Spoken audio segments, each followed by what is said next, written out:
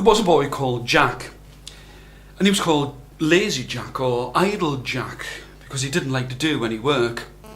And he lived in a house with his mother, and all they had in all of this world was a cow that was called Milky White, and it would give them thick, rich, creamy milk. And his mother would shout up, "Jack, you've got to go and do some work now." But Jack would just turn over in his bed, and up she'd shout again, "Jack, you've got to go and do some work now." But when she looked at him, and she could show him that look that only mothers can, he knew he would have to get out of work. But one day when she shouted up, she said, "Jack, Milky White won't give us no milk. You've got to take her all the way to market." When Jack heard this, he was very, very sad. That would mean a lot of work, having to walk all of the way along the road to go to the market to sell Milky White the cow. But the way that his mother looked at him, and the way that mothers can, he knew that he had to do it. He took hold of the rope around its neck and started to walk with the saddest face you ever did see along the road. And when he got to a corner of the road, well, who did he meet but an old man dressed all in green, with a green hat on his head, green shirt on his back, green trousers on his legs, and green shoes. He looked and he said, "That looks like a very good cow that you've got there. I've got something inside of this bag that will keep you rich till the end of your days." Oh, Jack thought. Gold, silver, diamonds, anything. Oh, it would be good not to have to walk all of the way to market. And without even thinking, he handed over the rope that held the cow and grabbed hold of the bag. He could feel something small inside. He thought, "Oh, it's definitely going to be gold and silver and diamonds." But when he opened up and looked inside, well, all he could see were 1, 2, 3, 4, 5 beans. Beans? What was he going to do? How was he going to tell his mother? He looked this way and that to try and find the old man dressed all in green, but he'd gone. And so had the cow. And all he had to show was a bag of beans. His mother was waiting by the door. "Well, Jack, what you got for what you got for Milky White? Oh, cow, eh? What you got?" Jack took the bag, shook and shivered and quaked and quivered as he handed it over. She could feel that there was something. "Is it gold?"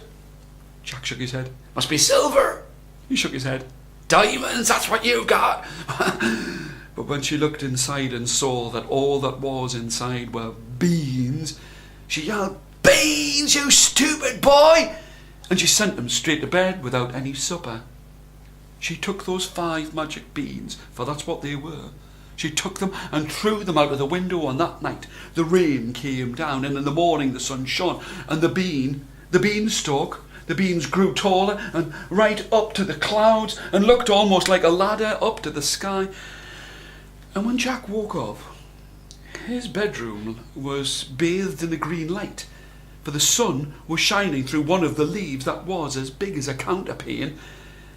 And he didn't wait. He just started to climb up the beanstalk. His mother shouted, "Jack, you be careful!" But he climbed and he climbed and he climbed and he climbed, and when he got past the clouds, he saw that there was a road, and he walked and he walked and he walked till he came to where there was a castle, and he knocked upon the door of the castle, and the castle door creaked open. There stood a giant of a woman. She looked all around. "Who's there? Who's there?" Jack was so small to her that he looked up to her and went, "Please let me in." The old woman looked down. "Oh, if my husband finds you inside of here, he'll have you for his breakfast. You'd better go." "Oh, please let me in." The giant woman was kind.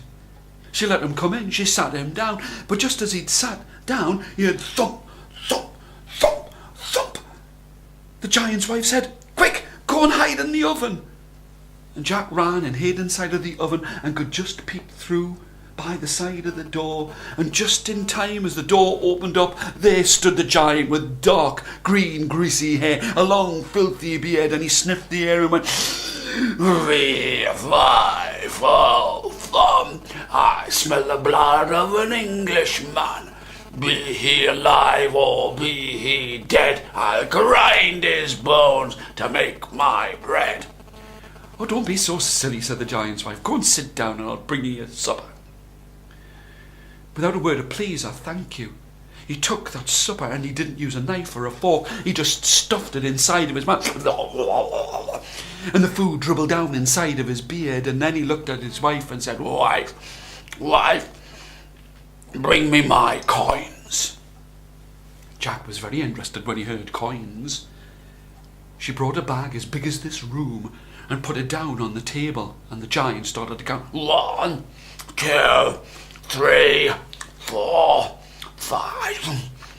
1, 2, 3, 4, 5.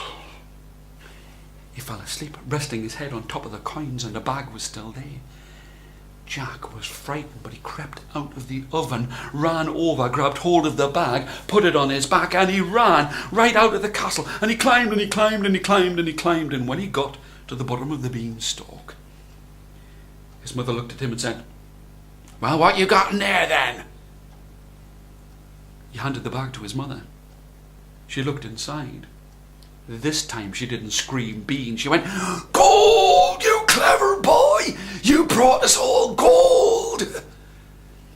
And Jack and his mother could have lived very well with the gold. But Jack was a curious boy. And he climbed and he climbed and he climbed and he climbed right up to the top of the beanstalk again.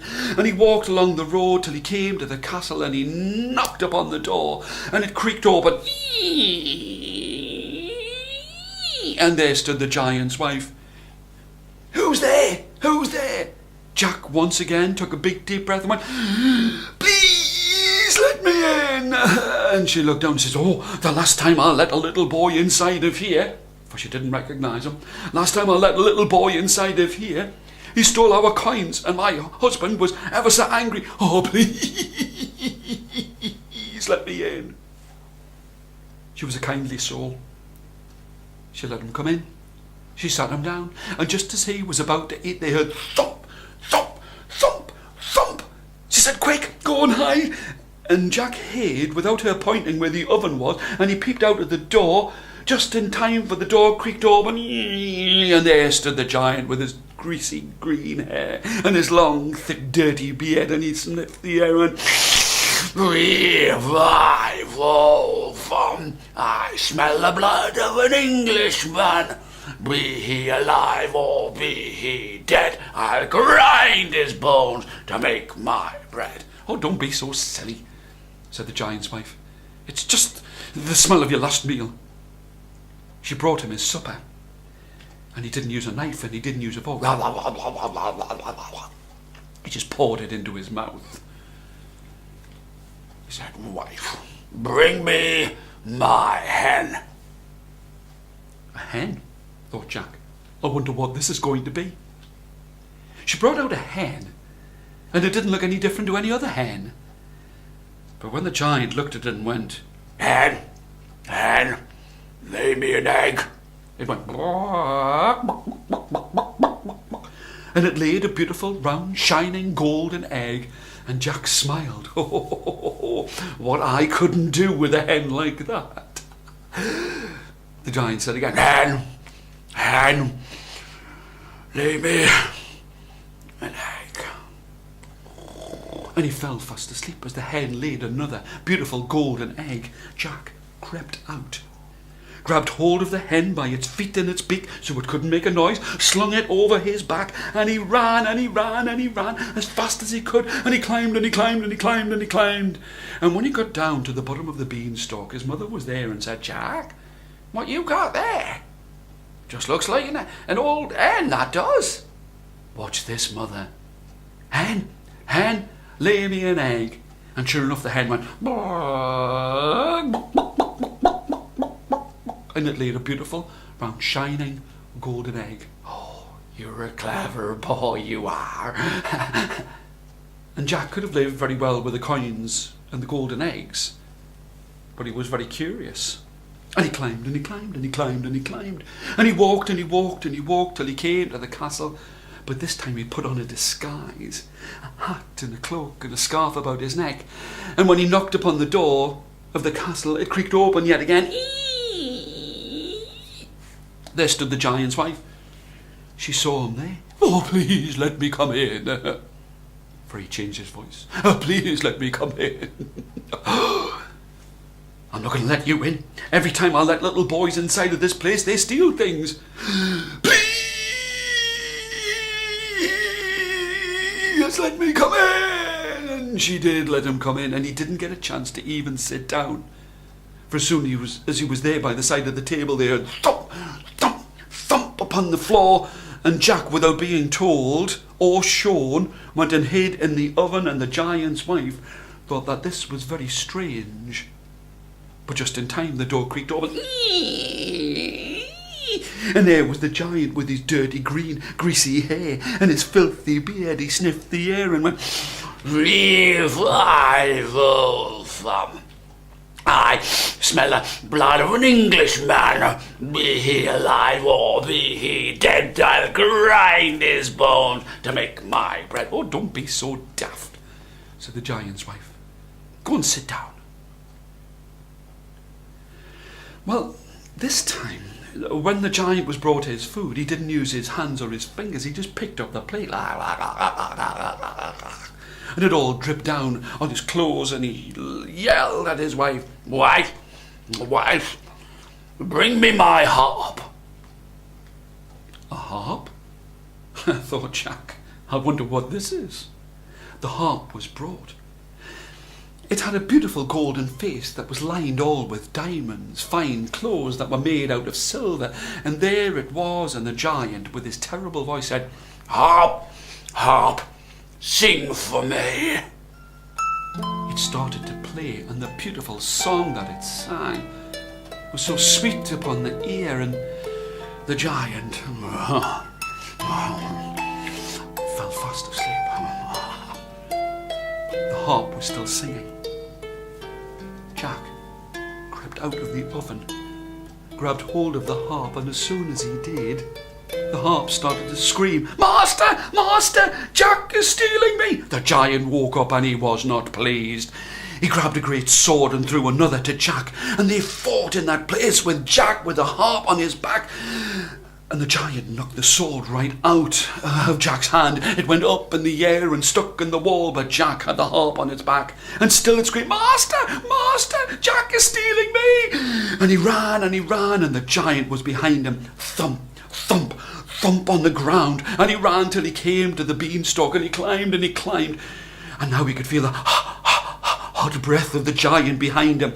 And Jack yelled to his mother, "Mother, bring me an axe!" And the giant was getting closer, and still he could feel his breath up on the back of his neck, and the harp was screaming, "Master! Master!" Jack's mother brought him an axe, and he took the axe, and he chopped through the beanstalk. The beanstalk came down with the giant as well, and landed on the ground with a great big crash. And that was the end of the giant. And from that time, people would travel to see the hen that could lay golden eggs, and listen to the harp that could sing for itself. And Jack and his mother, they lived happily ever after.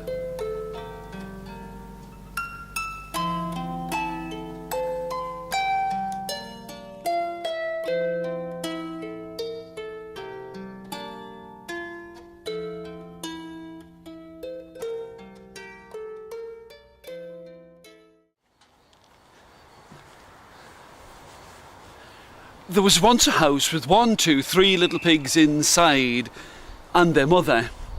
Now the 3 little pigs weren't really quite so small, and the mother said to them one day, "You 3 pigs are getting too big. You're going to have to go out and make some houses for yourselves." Now the first pig was sad.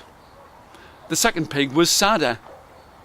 But the third pig was a very clever pig, and knew that the mother was right.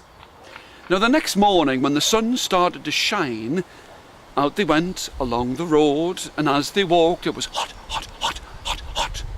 And they met with a man with a great big bundle of straw upon his back, and the first pig said, "Man, give me a straw," and never a word of please, and never a word of thank you. But the man was hot, hot, hot, hot, hot, And he took the straw from off his back and gave it to the first little pig. And the first pig put the straw inside of the ground and straw inside of straw, and soon there was a wall and a window and a door and a roof. And the first pig looked and went, "My house is very strong." But the third little pig was a clever little pig, said, "No, no, no, no, no. The big bad wolf who lives at the top of the hill will come down and he'll huff and he'll puff and he'll blow your house down." "I don't think he can," said the first little pig. And now there were 1, 2 little pigs. And along they walked along the road, and who did they meet but a man? And this time the man had a great big bundle of sticks upon his back. And the second pig looked and said, "Please, man, can I have your sticks?" But never a word of thank you. But the man was hot. He took the sticks from off his back and gave them to the second pig. And the second pig put the sticks inside of the ground and sticks inside the sticks, and soon there was a wall and a window and a door and a roof. And the second pig looked and said, "My house is very strong." But the third pig, who was a very clever pig, said, "No, up at the top of the hill there lives the big bad wolf, and he'll come and he'll huff and he'll puff and he'll blow your house down." "I don't think he can," said the second little pig. But now there was only 1 pig left, walking along the road, and who did they meet but a man with a great big barrow load of bricks. The third pig was very polite and said, "Please, could I have some of your bricks? Thank you very much." The old man gave the pig the bricks and some cement, and brick was placed beside brick, and soon there was a window and a wall and a door and a roof, and the house was very strong. But up at the top of the hill there lived the big bad wolf, and he licked at his lips and he rubbed at his tongue and went, "Yummy, yummy, yum, piggy wiggy for my tum. I like to eat pigs for breakfast and dinner and tea." And he went to the house that was made out of straw, and he rat-a-tat-tatted on the door. Little pig, let me come in." But the first pig said, "No, no, no, I won't let you in, not by the hairs on my chinny chin chin. In that case I'll huff and I'll puff and I'll blow your house down." And he took a big deep breath, and he huffed and he puffed and he huffed and he puffed and he huffed and he puffed and he blew the house down. And the little pig with its curly tail ran and came to the house that was made out of sticks, and just got inside in time. The big bad wolf was very angry, and he rat-a-tat-tatted at the door and said, little pigs, let me come in." And the 2 pigs said, "No, no, no, we won't let you in, not by the hairs on our chinny chin chin. In that case I'll huff and I'll puff and I'll blow your house down." And he took a big deep breath, and he huffed and he puffed and he huffed and he puffed and he blew the house down. And the 2 pigs ran away with their curly tails behind them and just got into the house that was made out of bricks in time. And the big bad wolf was very angry, but he pretended not to be. And he rat-a-tat-tatted on the door. And now there were 3 little pigs inside, and he said, little pigs, let me come in." And the 3 pigs said, "No, no, no, we won't let you in, not by the hairs on our chinny chin chin. In that case I'll huff and I'll puff and I'll blow your house down." "I don't think you can," said the third little pig, "for my house is very strong." But the big bad wolf took a big deep breath, and he huffed and he puffed and he huffed and he puffed and he huffed and he puffed and he huffed and he puffed and he huffed and he puffed and he huffed and he puffed and he huffed and he puffed and he huffed and he puffed, and he couldn't blow the house down. And the 3 little pigs danced all around, and then they heard a scrit, scrat, scrit, scrat, scritch, and they knew it was the big bad wolf climbing up the wall. And the third little pig lit a fire in the hearth. They heard a scrat, scrit, scrit, scrat, scrit, scrat, scritch, and it was the big bad wolf on the roof. And they made a big pot of water on top of that fire, and the big bad wolf started to climb down the chimney, and his tail went into the water, and he screamed, "Ah!" But he tucked his tail inside of his belt, and his toe went into the water, and he screamed, "Ah!" And as he tried to scramble and climb out of that place, he slipped and fell into the pot. They put the lid on top, and that night they had wolf soup for supper. And that was the end of the big bad wolf. And I hope that the 3 little pigs lived happily ever after.